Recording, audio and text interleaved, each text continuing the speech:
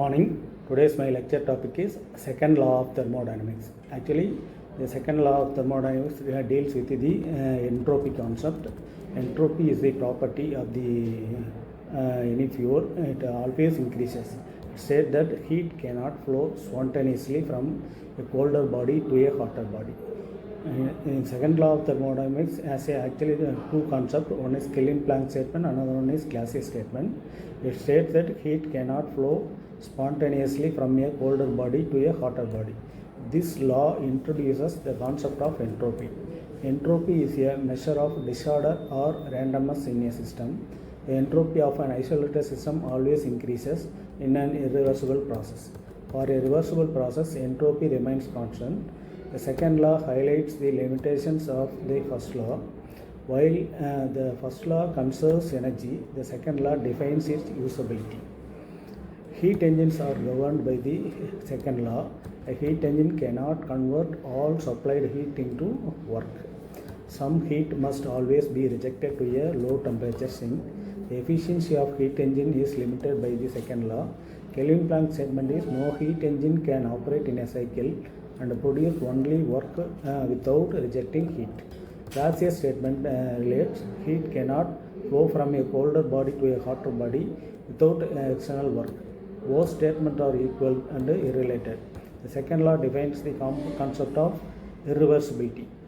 Irreversibility includes friction, unrestrained expansion, heat transfer through finite temperature difference.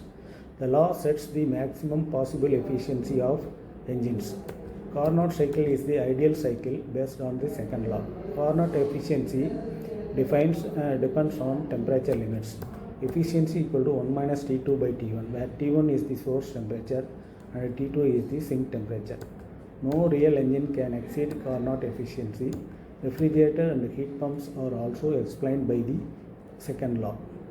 A refrigerator transfers heat from low temperature to high temperature with work input.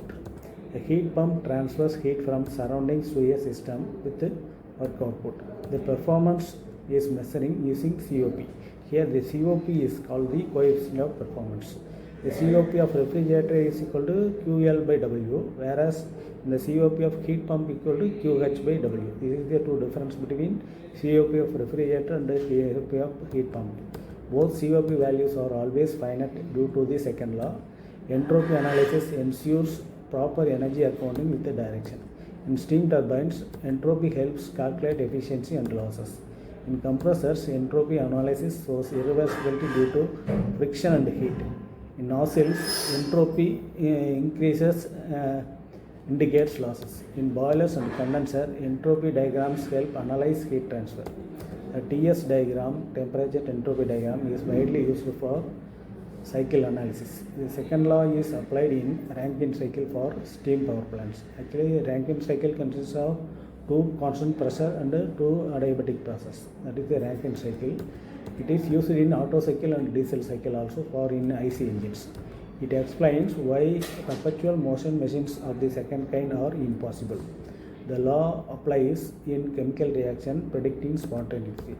In environmental studies, entropy explains natural degradation of energy quality. Actually, in refrigeration, the law ensures that cooling needs external work. In air conditioning, entropy analysis is used for energy efficiency. The law applies to heat exchangers to analyze effectiveness.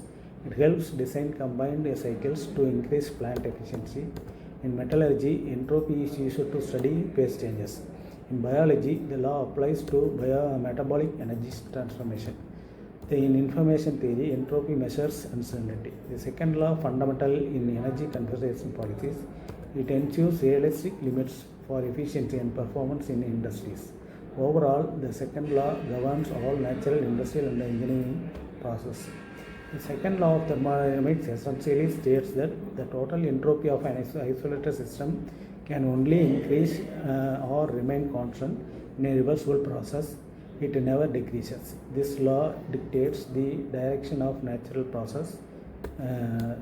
The Kelvin-Planck statement states that to construct a heat engine operating continuously in a cycle which takes heat from a heat source at a higher temperature and perform perform amount of work without rejecting any heat. That is del U equal to del Q minus W. This is the problem. Thank you.